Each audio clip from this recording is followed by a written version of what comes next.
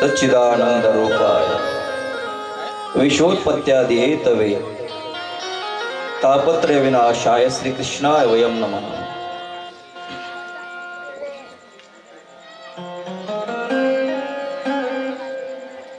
नारायण नारायण नारायण नारायण। परमंगलमय परात्पर अखिलेश्वर अकारण करुणावरणाल भक्तवांच्या कल्पतरू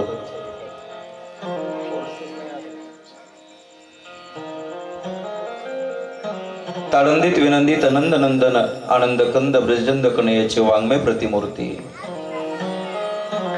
श्रीमद भागवत महापुराण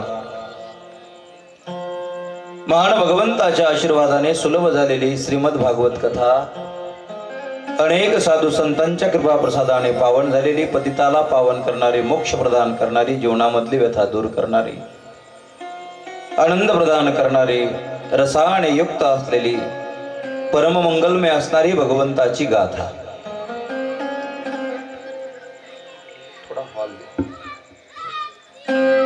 त्याच कथेचं रसपान, गुणगान, गायन, श्रवण करण्याकरता एकत्रित झालेले सर्व श्रोते, तरुण मंडळी, बालगोपाल, माझे सर्व सहकारी, विप्रदेवता, ग्रामदेवता, हनुमंतराय, माझे गुरुदेव, सर्वांच्या चरणी विनम्र अभिवादन करतो। कथेला प्रारंभ करतो। प्रेमाने बोला एकदा राधे राधे। रसाने युक्त असलेली श्रीमद भागवत कथा आपण या ठिकाणी श्रवण करत आहोत। हनुमंतरायाच्या सूक्ष्म उपस्थितीमध्ये त्यांच्या मंगलमय दरबारामध्ये बसून ही कथा आपण या ठिकाणी त्याचा आनंद लुटत आहोत। कथेचा आजचा आपला पहिला दिवस आहे, प्रथम सत्र आहे। भागवताची गंगा या ठिकाणी वाहती आहे। या ज्ञान मंडपामध्ये हनुमंतरायाच्या कृपेने, सर्व साधू संतांच्या आशीर्वादाने ही ज्ञान गंगा या ठिकाणी आजपासून सुरुवात झालेली आहे। कार्यक्रमाचं निमित्त आहे अनेक वर्षापासून चालू असलेला आपला हा सप्ताह, त्यामध्ये भागवत रूपी ज्ञान गंगा आहे। परमपूज्य श्री सद्गुरू नामदेव महाराज रोकडे यांच्या पुण्यस्मरणार्थ निमित्ताने या ठिकाणी या सुंदर अशा भव्य आणि दिव्य स्वरूपाच्या कार्यक्रमाचं आयोजन केलेलं आहे। ज्या कार्यक्रमाची सुरुवात जेव्हा रोप लावत असताना लहान असेल, जेव्हा सुरुवात झाली तेव्हा, परंतु त्या लहान लावलेल्या रोपडाचं एवढं मोठं महाराज, इवलेसे रोप लाविले द्वारी त्याचा वेलू गेला गगनावरी। त्याचं स्वरूप बघा आज एवढं मोठं झालंय। कार्यक्रम संपवायची वेळ आली, आपण सुरू करू लागलो तरी सुद्धा उपस्थिती आहे। हे नामदेव महाराजांच्या प्रति असलेली श्रद्धा आहे बघा। नाही तर 11 वाजता कोण येतात हो कथेला? नाही येऊ शकत। एवढ्या रात्रीला कोणी येऊ शकत नाही। सगळेजण, बरेच जण झोपून गेले। आता गोदडरूपी हॉस्पिटलमध्ये भरती झाले,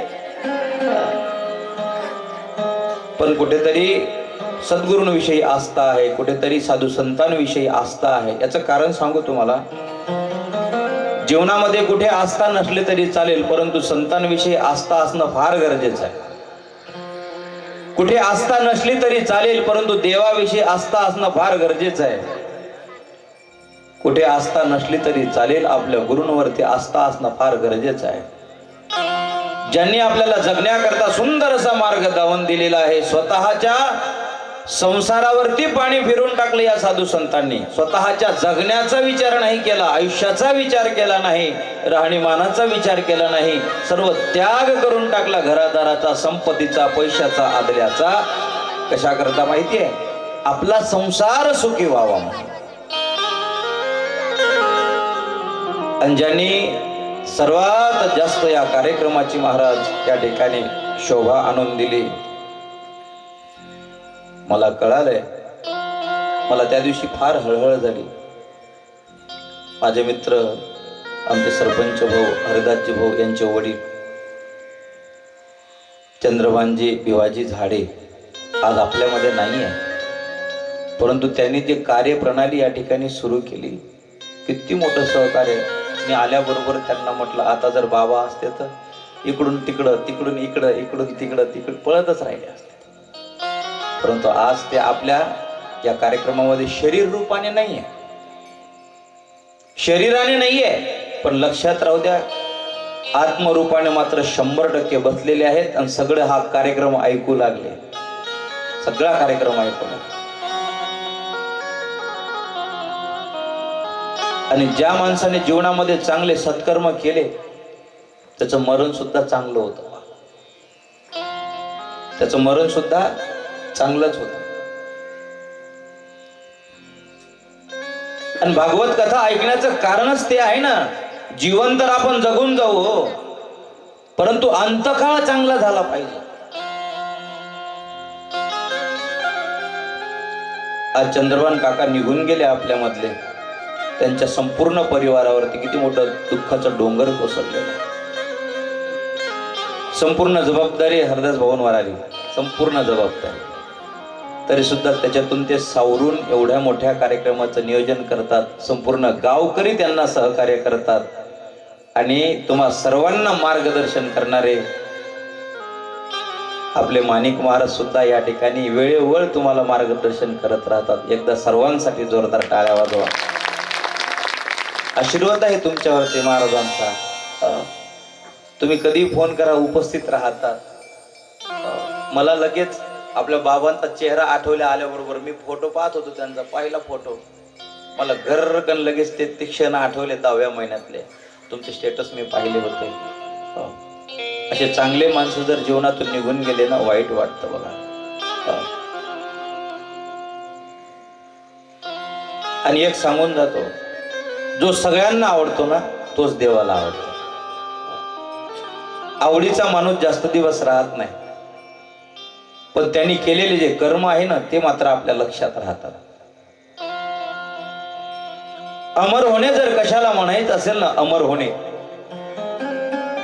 तुम्हाला अमर होणे जर कशाला म्हणायचं असेल, हे जर पाहायचंच असेल ना, पहा.